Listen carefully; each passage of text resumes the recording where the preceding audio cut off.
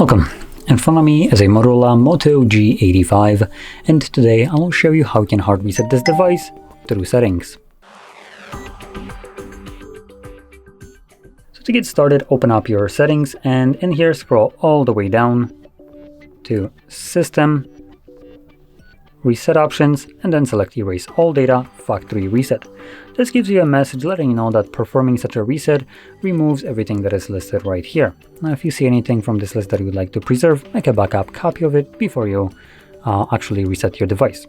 Now assuming you have already made a backup or you simply don't want to, you can select Erase All Data. If you have some kind of screen lock, you will need to confirm it. I do have a pattern. Once confirmed, you can select Erase All Data second time, and this will begin factory resetting your device.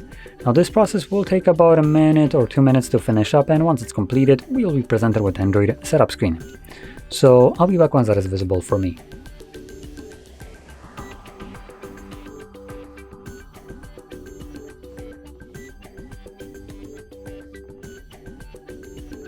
And as you can see, the process is now finished and you can set up your device however you like. So if you found this very helpful, don't forget to hit like, subscribe, and thanks for watching.